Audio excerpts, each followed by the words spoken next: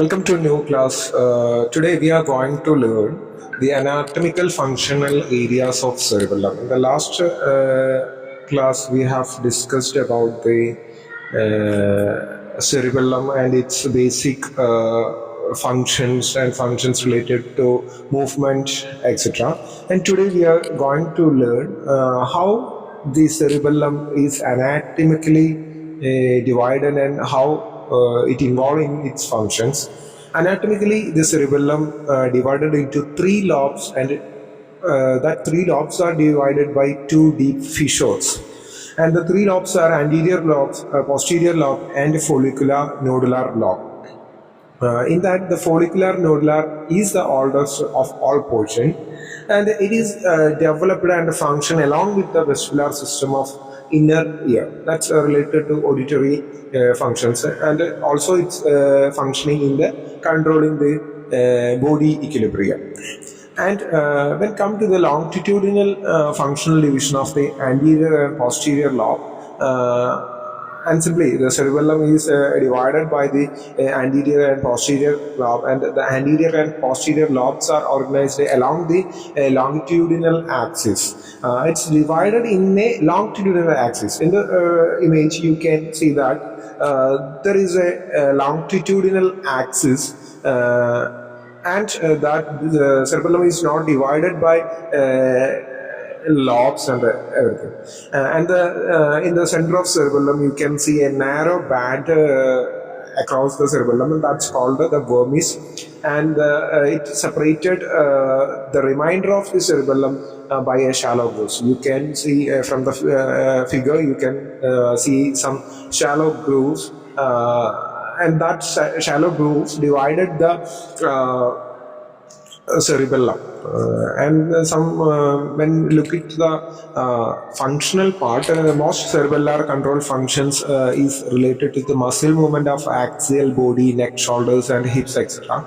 And in the each side of the vermis, you have noticed the what's vermis in the image, and each side of the vermis is a large laterally protruding cerebellar hemisphere.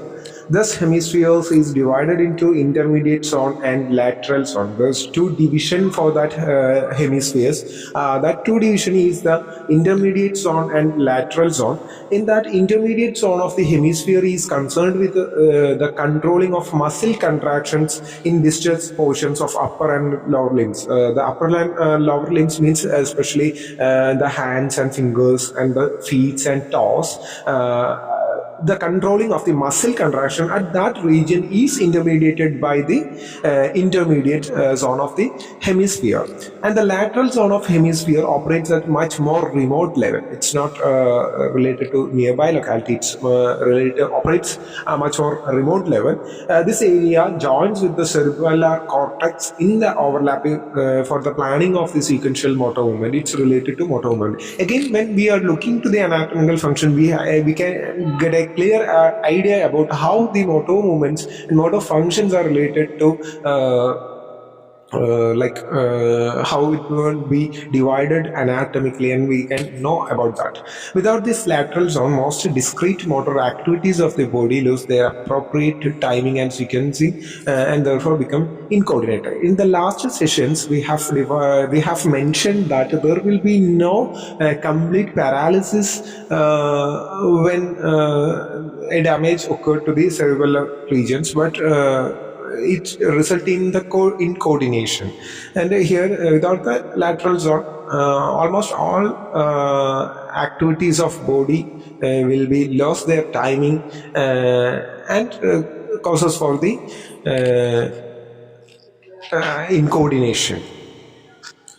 And the axial portion of the body lies in the vermis part of cerebellum. And this is the vermis, and in this region the axial portion of the body lies. Limbs and facial regions lies in the intermediate zones. Thus topographical representations receive afferent nerve signals from all the respective parts of the body as well as from corresponding topographical motor areas. In turn, it sends motor signals back to the same respective topographical areas of the cerebellar motor cortex.